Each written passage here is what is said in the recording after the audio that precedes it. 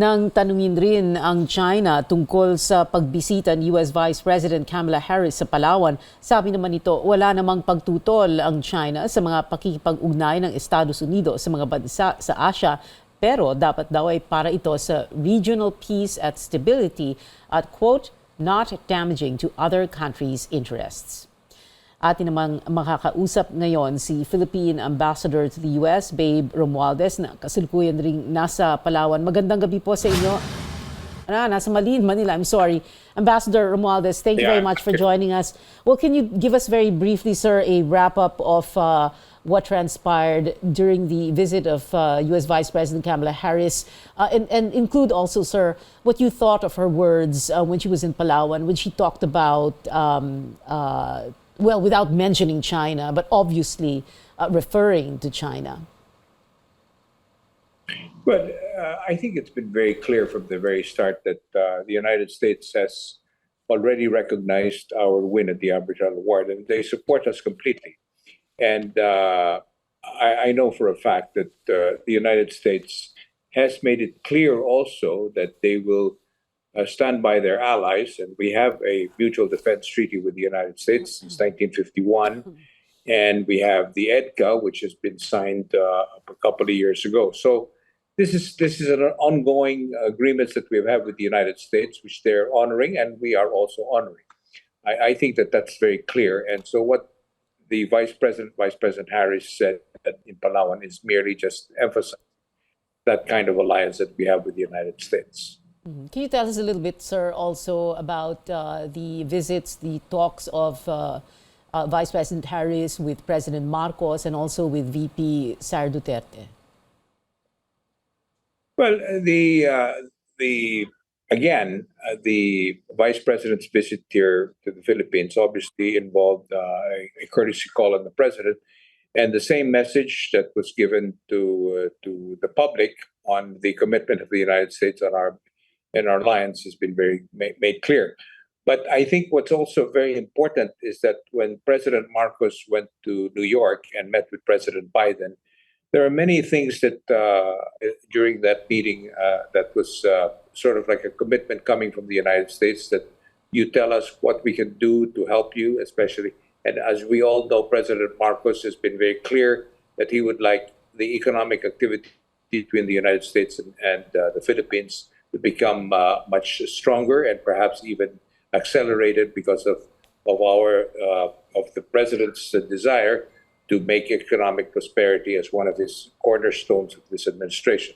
And so we are doing that. In fact, the United States has made many commitments along the lines of clean energy, which was mentioned in your report about the nuclear power plants that the United States is working on and developing the modular nuclear power plants for clean energy, which will also help us because we do need energy in the next 2 years. Our requirement for energy is very high.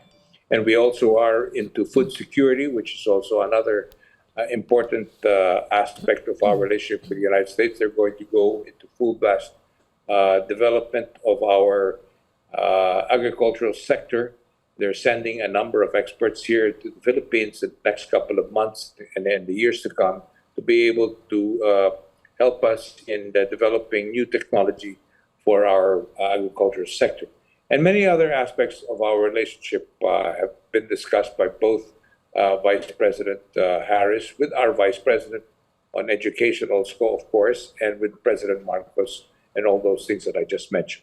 Ambassador, let's go back to one of those aspects of our relationship with the United States defense.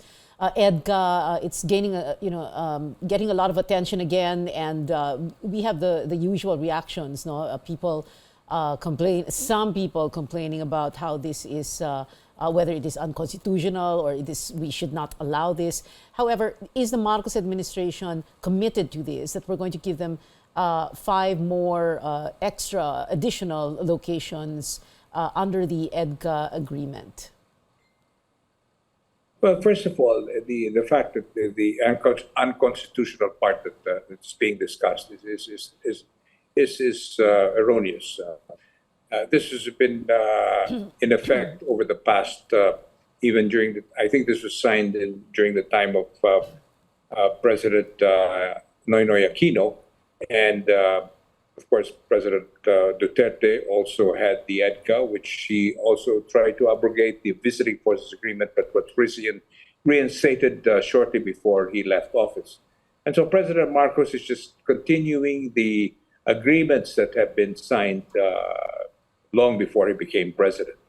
So that is in place, and I don't think that there's any change that will be forthcoming, unless, of course, our Senate, our Congress decides otherwise, or some other mechanism that will mean for us to review this. But we review. First of all, let me be very clear that the review of the MDT has been ongoing every year. We have the Mutual Defense Treaty Board, which meets at least every year, and to just go over our, which includes the Visiting Forces Agreement, and which includes the EDCA.